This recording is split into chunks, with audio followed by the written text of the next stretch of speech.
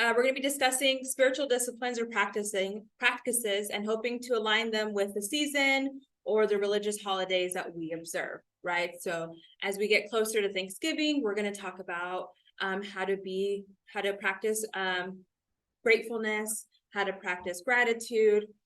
As we get into Advent, we're going to talk a little bit more about anticipation and waiting, and what this season brings for us, both in a spiritual sense and in the world, right? Thanksgiving and the holidays like Christmas, they all can bring a lot of pressure into our lives. So we're hoping that through the next few months, we'll be talking about these disciplines that will allow us to navigate our spiritual lives or inner lives in the world. Okay.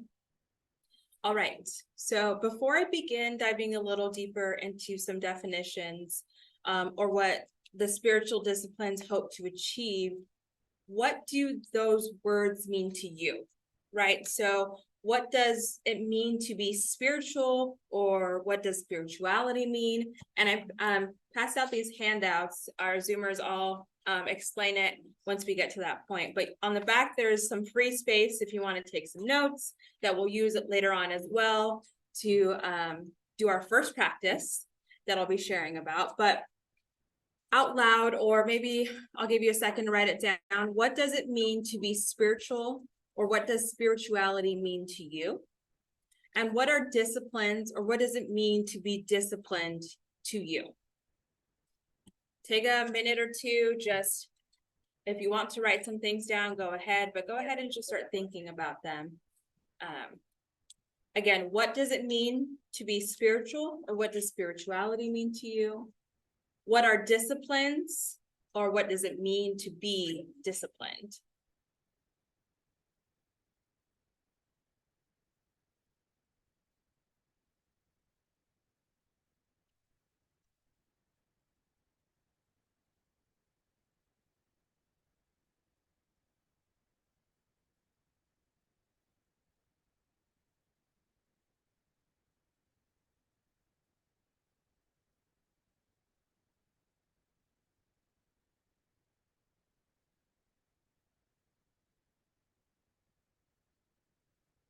Doesn't write, don't put it back in.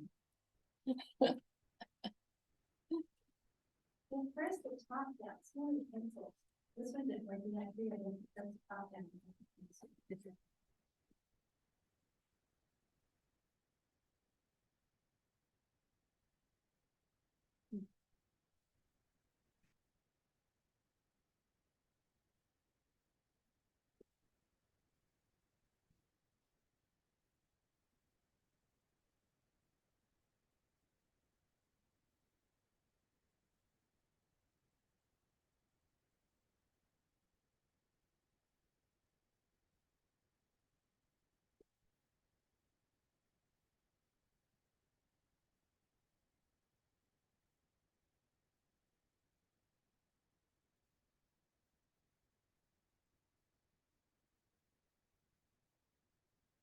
Give you another minute or so.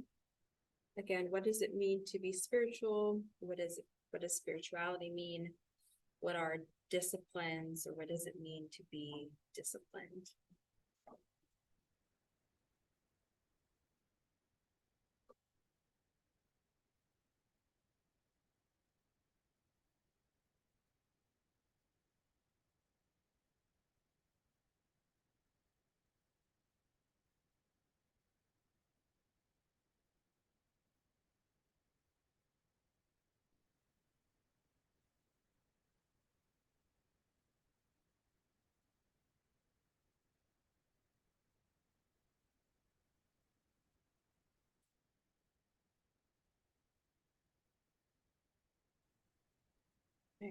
If anybody feels comfortable, please keep writing if you have ideas. But for this first one here, what does it mean to be spiritual, or what does spirituality mean to you? Does anyone feel like sharing with us? Point this towards. In tune with God. In tune with God. I like that. I'm gonna grab a I don't know why I didn't grab a. I'm gonna write these down. In tune with God. Anybody else? Well, acting while in tune with God. Acting while in tune with God. Not just sitting there like a rock. Okay, Don't have our board. I know. I didn't even think about it. In tune with God. Acting, so doing God's will. God's will.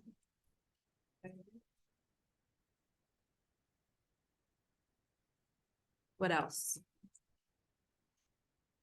Or just feeling it. I mean, sometimes you don't have to do something, you can just feel it. You can think it. Thinking. God's will. Having an active connection to things unseen. Ooh, say that one more time for us, Kathy. Having an active connection to things unseen.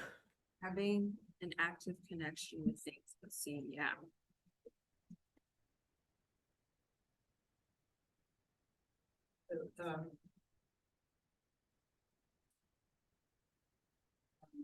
Having a ritual or a discipline, just being quiet. And emptying the mind of chaos and just being open, cultivating the quiet, kind of in the Quaker sense of. I like that phrase you said, being open. Yeah. So some things I got from some things I read and from the internet is a lot of what y'all already noted. So being concerned with the human spirit or soul, our innermost being. There's recognizing that there is something greater than myself, and that we are one part of a grander cosmic or divine. The experience or expression of the sacred. All things that you named, right? Having an active connection to those things we don't see, being in tune with God, the divine, acting, doing, thinking, being open, emptying oneself to being open. So what did you write down for what are disciplines or what it means to be disciplined? Perfect. Back to y'all. I think you're organized. Organized? Okay. Yeah. What else?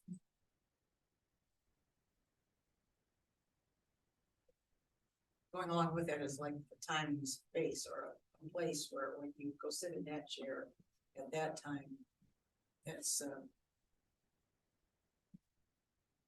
the practice of organizing. Yeah. So So, yeah, I think practice is a good word. I think it's a regular, committed practice that expresses or deepens one's spirituality in this context.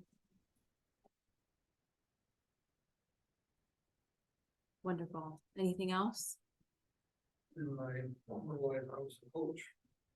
That was a key word. It wasn't a bad word. Mhm. You know, when you think of discipline, you think of you're in trouble and you try to do this and that. But the organize is important. But under control in regards to your behavior or play the game. You have to kind of follow the directions. But by that, you also have to have a certain amount of free will. Because in the game of basketball, you have to be able to see things. And just because it's said on the play that you're going to do this and this and this, you have to be able to change. just Adjust.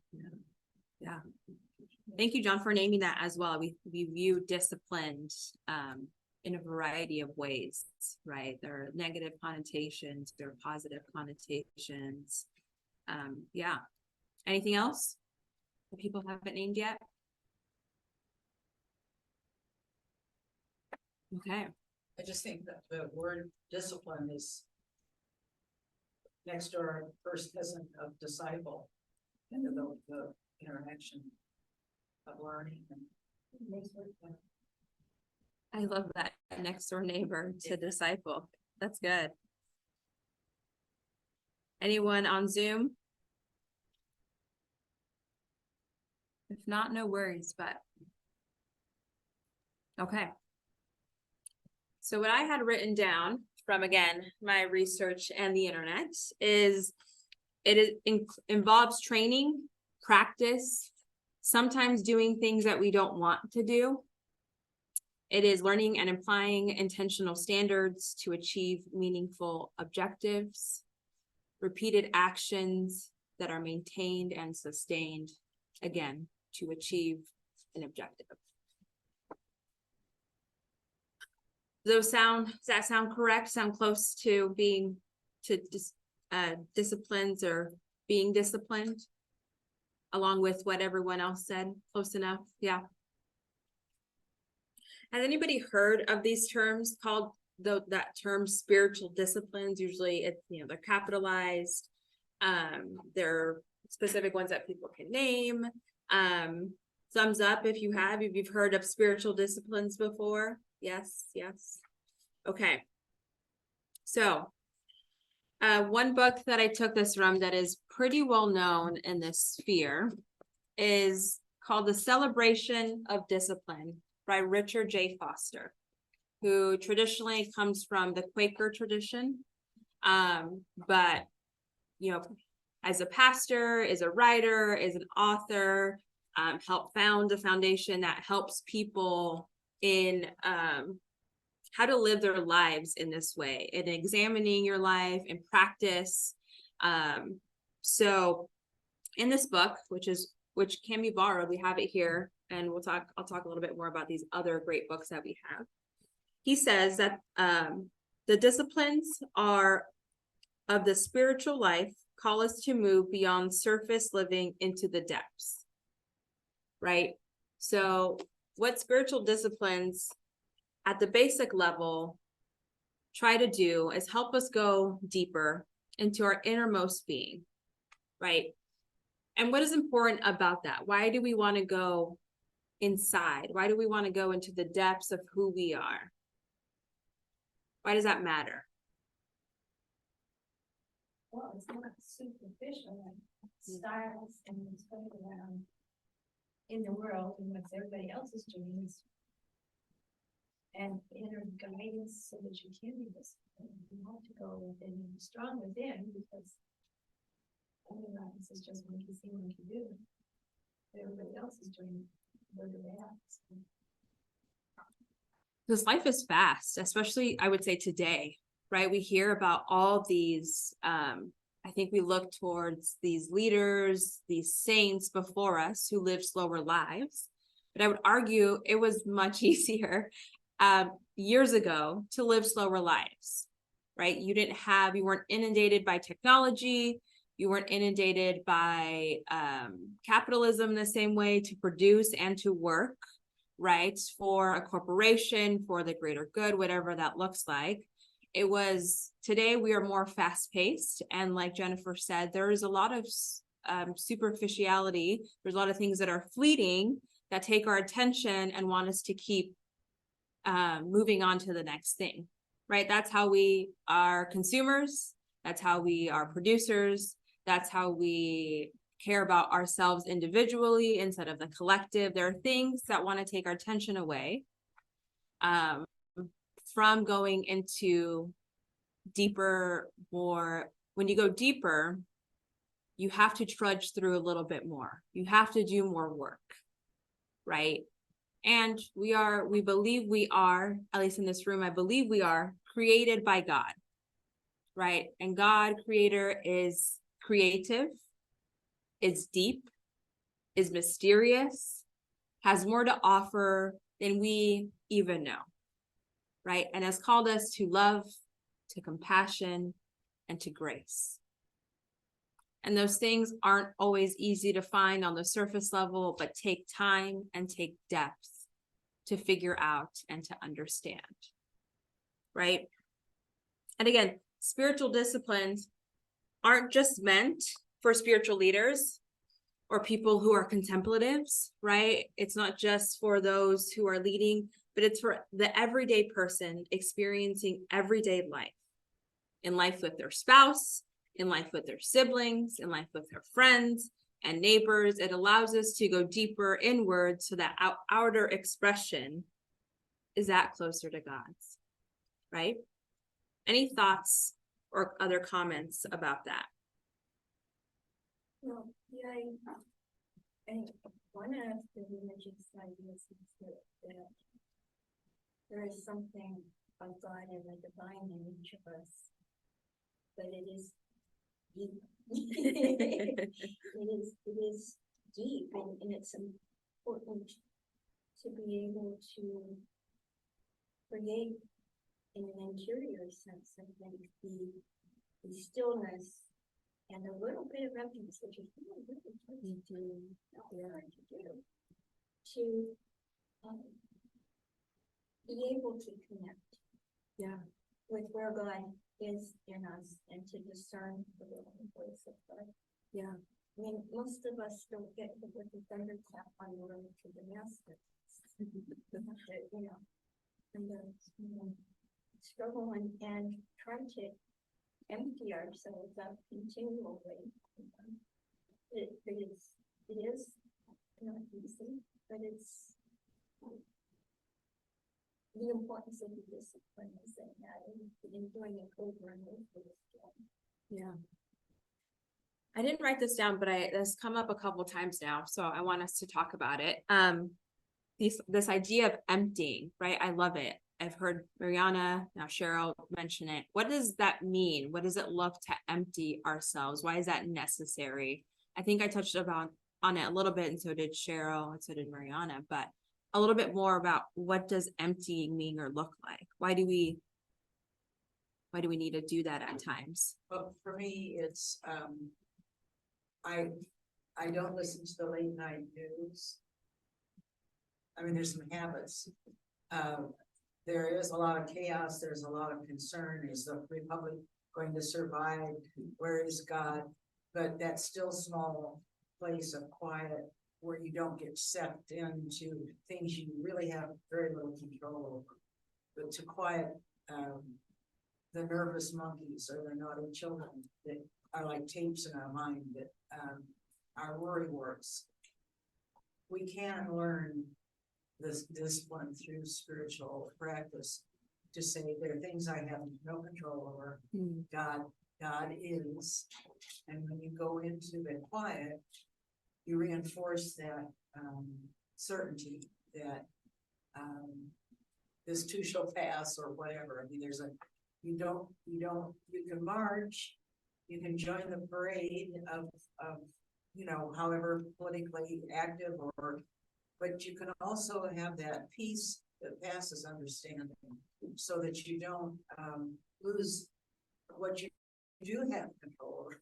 Or Yeah. I don't know, it's just, it doesn't matter if things are tight or crazy, you can still be yourself, in that peace. Anybody else? Well, this is a little bit off. I should have asked you earlier. So you were talking about love, compassion, and grace. And we talked a lot about grace, but what does grace really mean? I can sort of figure it out, but grace for you, grace. Yeah. What is grace? God's forgiveness, God's love, God's compassion for you, Yeah, I mean, like you said, it'll be different for everyone, but I think the answer to your question, everything you said is yes, right? It comes from this place of God that has said, I want to be in relationship with you. And so let's figure this out, right? In hardships, in good times, let's work together. I'm going to give you the space, the grace, the time, the love, the compassion to say, you won't always get it right and you don't always know what you're doing. That's okay. You're going to mess up. That's okay. If you need someone to go to when you don't know what to do next, I will be there. No questions asked, no point of the finger, no say you didn't know what you were doing, you're wrong. And it comes with, I think, also the ability to say, hey, let's figure out what's really going on. Let's figure out how do we move forward from this. it comes with like this whole big vast ocean of possibilities that God has granted us in this life, because we don't always know what we're doing. We won't always do it right. And sometimes we will. And so that's wonderful. But there's so much in our lives that we contemplate and worry and care about. And God says, I'm right there next to you too, to contemplate and worry and care about alongside you. I don't know if that's a great definition, but Mariana, yeah. I comment too about the word grace. In some languages, it's a synonym for love. And you think of a dancer as graceful, but the hours of discipline that a ballerina must daily, constantly, always be conquering the body's want, not to feel the pain. But I mean, it's a, Yeah. When I was in Ireland the first time, I met a young woman whose name, would, like in Spanish, would be Gracias, but from the Latin, and her nickname was Grace. And I said, what does your name really mean? She said, oh, it's just another name for love. She said, you know how I say, yes, love, you know, and call everybody love instead of honey. There's that sense of gratitude, grace, thankful. Go ahead.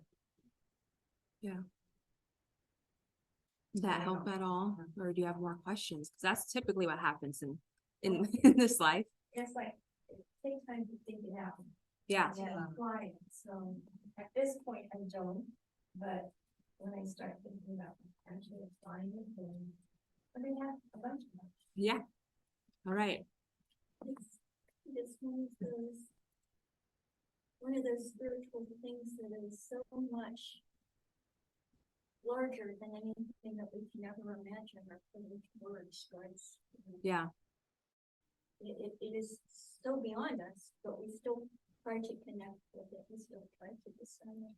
By the grace, I think it's beyond us. Yeah, absolutely. So despite everything I said, it also doesn't make sense at times because I don't think we can comprehend, as Cheryl said. Yeah. All right, let us keep going forward. Thank you for the conversation so far. So again, spiritual disciplines are not to be done out of this like religious duty that we have to do them, that we're forced to do them, that God won't provide God's love or grace or compassion if we don't do them, right?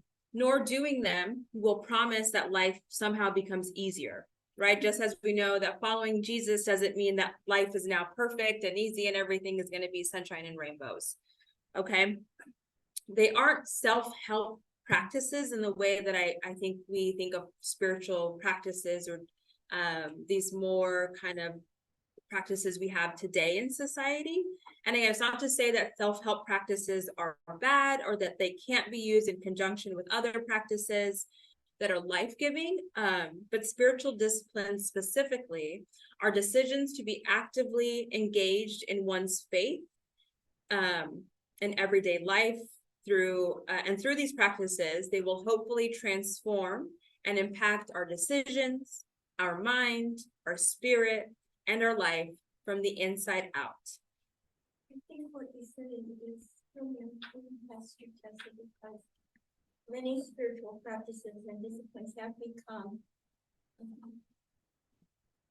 used as part of like the self-help movement with the spiritual core kind of stripped out of them. Yeah. So as you know, a lot of the ancient breathing and prayer meditation practices with the spiritual core and underpinning stripped out of them are these explicit self-help tools. Yeah. So I think that was good. Yeah. Again, these spiritual disciplines are to be actively engaged in one's faith so that in everyday life, through these practices, we hopefully will be impacted and transformed in the decisions we make, in the thoughts we think, in our innermost spirit, and our life, what we do and how we do it from the inside out. Okay. However, this transformation is not simply done by our own willpower or our ability to practice the disciplines. This is where I think is super important, and that's something that multiple of these authors try to note in here is, again, discipline. Being disciplined, of course, is this like willpower to decide to do something over and over again so that we can get better at basketball or at understanding something. And that's important. Of course, I think that's important to who we are as human beings. But what happens when we practice these disciplines is, again, not just our own willpower to say, I'm going to do this thing so I get this outcome. It is saying and allowing God to transform us through God's amazing love, compassion, and grace. It is saying, I think, greatly so, as Mariana and our folks here have said, this emptying, this opening is saying, God, please use me. I need some help, though. The spiritual disciplines provide help in how to empty oneself, how to open oneself, because we don't always know how to do that. Life is so busy. We have so much going on. There's so many things that are vying for our attention. The spiritual disciplines say, slow down. Examine your life. Examine God's word. Examine your breath. Examine all these facets of our beings, of our lives, and allow God through that to transform you. God is an active participant in our lives, and especially as we decide to move our lives and do things that allow us to be more open to what God is doing, to be more open to the Spirit, to the helper, the advocate that has been given to us. We have been promised the Spirit. How do we welcome the Spirit and say, I'm open and welcome to what you have for me in this life to continue your kingdom, to continue the good news, right? So the disciplines differ from other practices then, because it is acknowledging that we need God's help. I feel like typically when we say we're disciplined, it is, again, out of our own willpower. It is out of our own want and willingness to do something, to achieve something. But with spiritual disciplines, it is saying, I need your help, God. I need your help in being a kinder person. I need your help in being more compassionate and more loving to my neighbor. I need your help because you are the person from whom all of that flows. And so I'm going to do these things in hopes of becoming transformed from the inside, that it's so embedded within me that I don't have to think twice about it when someone snaps at me, when I don't know how to have this hard discussion. From within me, I've emptied myself so much that I've allowed love and compassion to live within me so that it just flows out naturally, right? We are in need of God's help in renewing and transforming of our minds. And as Richard Foster also notes, the disciplines allow us to place ourselves before God so that God can transform us, right? Spiritual disciplines are easy and hard to do. They're a mixture of both. They're both and at all times.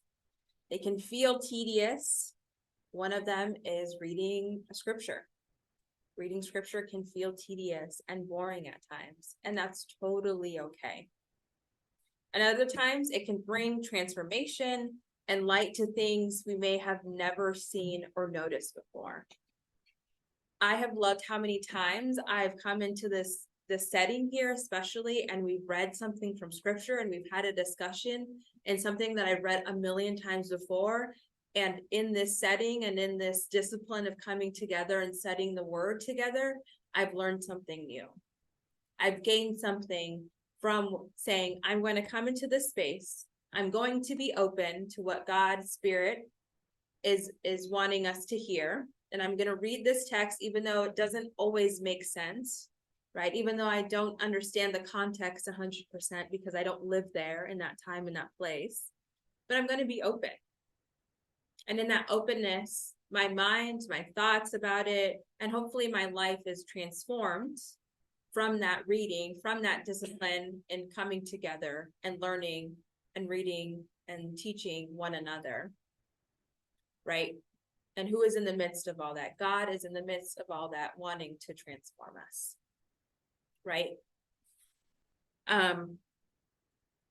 they also go beyond me, right? The spiritual disciplines go beyond just me. It is to impact my inner life, our inner lives, but it's so that we can go out into the world and be the salt and the light in the world. Any thoughts? I went through quite a few things there, but any thoughts on what I said? That's one of the things on the last point you made that I've found about all the years I've been doing centering prayer. That, of course, you know, part of what keeps you going is that you feel a personal benefit from it. But I think that to continue over time, you have to have a belief, and it's just a belief that it is a positive thing for the world, for people to be engaging in this. That somehow or other, it opens more doors of possibility for peace, for loving energy to be put out into the world somehow. Like Yeah. people doing this. Yeah. Yes, I think my favorite thing about this, and it's great, a good metaphor again in sports, is you take more shots in the practice than you do in the game, right? But you take those shots in the practice so that when the game comes, it's like second nature. You don't have to worry about it. You don't even think about it at times, right? During the practice, you're thinking about it. You're examining yourself. You're thinking, how can I move around? How do I fix my hands? How do I fix my jump? How do I fix all these little pieces so that when the game comes and you don't have that much time to examine your stance, your hands, all of those pieces that you worked on together collectively make it easier to make the shot, right? But you have to believe it. As Cheryl said, you have to believe it. You have to believe that in doing this work, even if it's not visible all the time, even if it's not, these don't produce in the same way that we're expecting other things to produce, right? As usual, God's timing is not our timing. As usual, we are human beings that are flawed, who regress, who progress, who have life thrown at us in ways that are hard and difficult. But you have to believe. You have to believe, as Christ believed, it was better to take time away to pray and to be with God the Father than it was in the moment to be with a crowd, right? Even Jesus decided, hey, I need time alone. I need time to recharge, to replenish, to figure stuff out before I go back in front of my people and try to talk to them and try to teach them and try to guide them. And that's again, it applies to everyday people too. How do we love our spouse better? How do we care for the world better? How do we care for our neighbor better? How do we treat ourselves in situations that occur beyond our control? How do we respond in ways that are loving and compassionate and kind? Even if the results aren't immediate, aren't right there in front of our face. So we practice the disciplines asking to be changed, asking to be transformed. We practice them so in moments where compassion, grace, kindness, self-control, any fruit of the Spirit can be responded to, we can respond from an inner life that has been transformed by our work enfolded in God's grace. There is no perfect or right way to practice, right? But there are ways that are more effective, right? There are ways that can provide guidance and a structure for our wandering minds. We'll have some of those throughout this fall. And again, this is not to gain points or win at being a disciple, but it's so that we are impacted in a meaningful way. Right. And so one last thing I want to end with before we go into this prayer is when practicing, we may realize that there are hurts or pains that have stayed with us that we might have forgotten or not known about. Things may come up that we didn't know we had to deal with. I ask that each of us lean into those, that we reach out to someone you trust to talk about those and can walk with as you navigate those feelings, those thoughts, those hurts, those memories. Sometimes it'll need to go beyond maybe a friend, if you want to reach out to a pastor, or beyond that, a therapist who can provide guidance in what you need, however that looks like. Right, so we want to not leave unchanged, not leave unmoved. And those things may come up even if we didn't know that they would. Yeah. I'd like to add on to Yeah. that too, that sometimes we have our own spiritual discipline. But there is more power in the group where 2 or 3 enter into the silence together. But also as there's more support, there's also more opportunity for opening. And sometimes people just weep and they don't even have a name for it, but a spiritual, saints have said, oh, that's just the veil of tears. That's the presence of, in Catholicism, the Virgin Mary who wept for Jesus. Long after he was her little baby and her young son that had been crucified. But I mean, when you enter into a discipline of wanting to develop your own sense of self and spirit for the greater good, you just don't know what's going to happen. But I do think that space becomes charged with something that you don't know any other way. Yeah. So it doesn't have to be 500 coming in the door. Yeah. 2 people. It's God works very interestingly. Yeah. When we're willing to grow up and have our spirits growing, I think. Thank you, Marianne, because I think doing these things in community, even a small community, like yours, where you can put certainly seems to make it more powerful. Very. Thank you. So a few more things before we move into this actual practice here. So Richard J. Foster's book is widely known, it's popular, and there's a special 20th anniversary edition. I don't know if there's a 30th.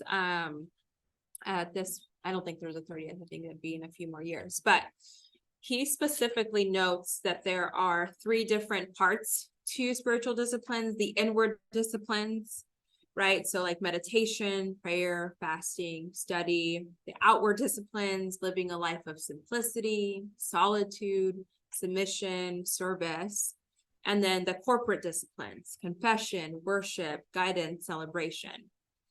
However, we're not exactly saying, it's only within these confines, because within each of those, it's so expansive, the practices that you can do, right? This book, 50 Ways to Pray, right? I didn't even know there were 50 ways to pray, right? And there's so many options and so many possibilities for you to pray in ways that I feel like maybe like I was stifled in praying, right? You only pray this way, or you only do this thing, this discipline, right? We're not confined to a box in the way that we corporately have these disciplines, that we inwardly have these disciplines, right? These can be used for all of life. But at the end of the day, again, these are hoping to transform us from the inside out. And again, there's the practice of being grateful, right? And I'm sure you can put all of these within the categories that Richard A. Foster presented. But again, we wanted to note that there are, I think, ways of thinking of these practices that have expanded over time, that go beyond the ones noted there.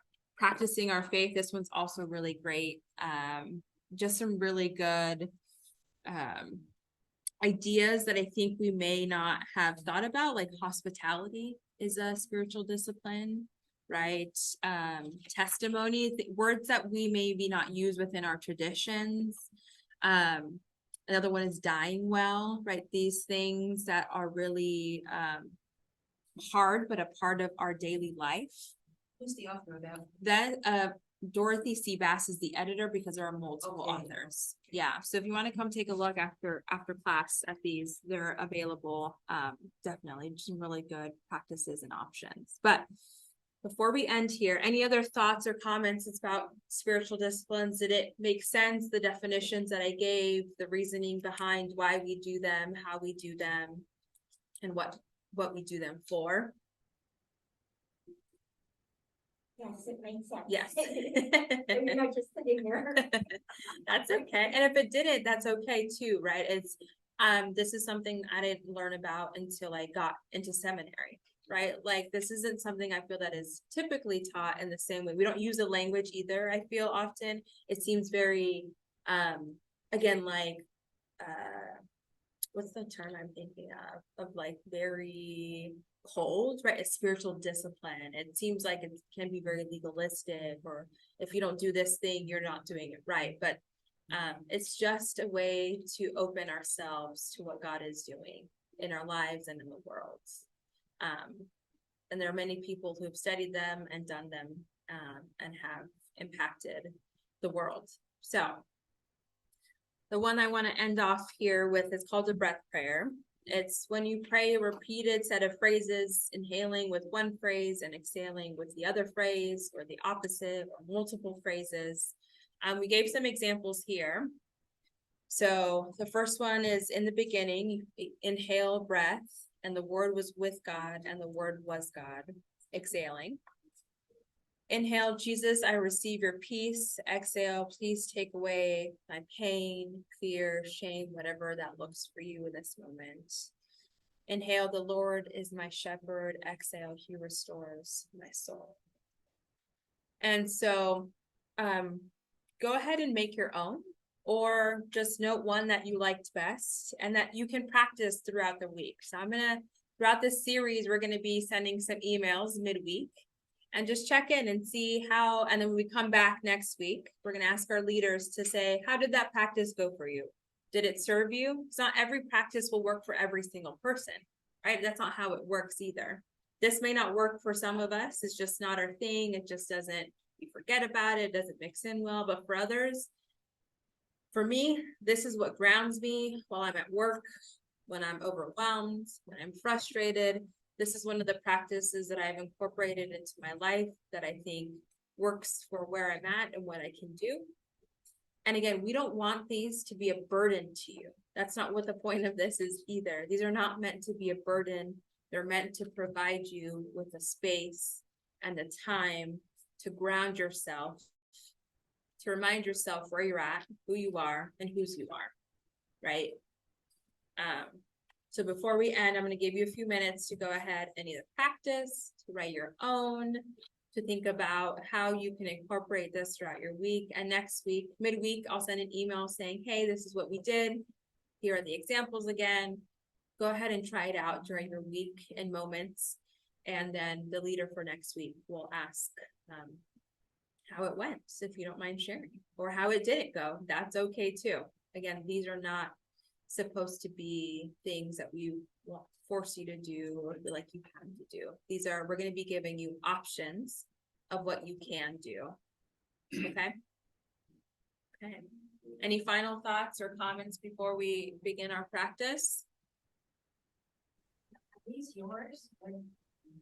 These are some that actually Pastor Rebecca created. So yeah, these are specifically as well from scripture, so it's easier to remember, especially like the last one, this Psalm, the 23rd Psalm, right? That speaks to people's soul, and so we wanted to incorporate something that felt easy to remember, that felt familiar. But it can literally be anything. I did this with my students in youth group when we were going through our embodying kind of lessons, and how do we talk to our bodies well, right? When we don't feel great about our bodies, which is normal for those preteens and teens going through puberty, right? How do I talk to myself? How do I pray to God? God, I don't love myself. Help me see you as you see me, right? That's an example of, but it also brings in that breathing, the ability to focus one's breath, which we know is a positive thing, right? Focusing on one's breath allows us to neurologically moves the blood. It reminds us we're alive. It reminds us we're connected to more spirit, breath, God, right? There's so many things that that can come up from the breath prayer. Yeah. Okay, take a few minutes. We're about to end here. And then we'll be good to go.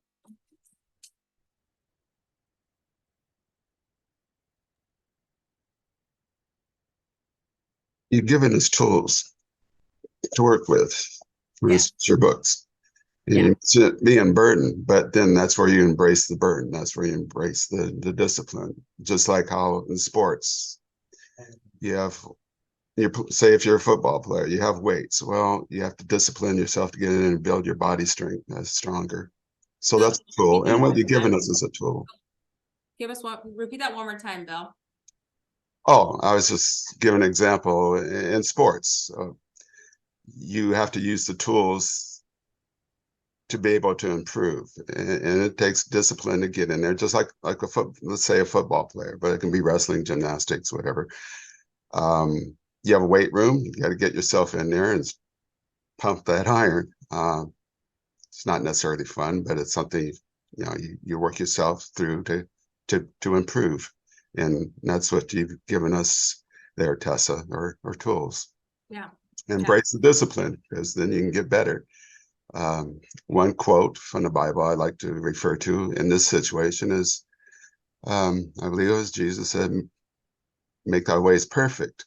Well, you won't become perfect, but you have to really focus. What would be perfection? An example, Jesus said, I am the light in the way. Well, that's closest to perfection as we can get, is to actually walk in his light and in his way. So, like John was saying, the focus is to make the basket, and football is to focus on whatever your position or duty is. Yeah. So we have that, and everybody's going to be not a basketball player or not a football player. So we know that are each individual, and so that's emptying out. I'm emptying out myself, and I always try to stay focused on being perfect. I know I won't be, but that's the drive. If I don't, then I won't achieve a higher level. Well, that's basically it for now. Thanks, Bill. Yes. It's not to be a burden, but meant to be practice, to make us uncomfortable and where we're at, so we don't stay where we're at. All right. Thank you all so much. Thank you. I'm excited for next week. We'll have Steve here with us. Thanks everyone on Zoom.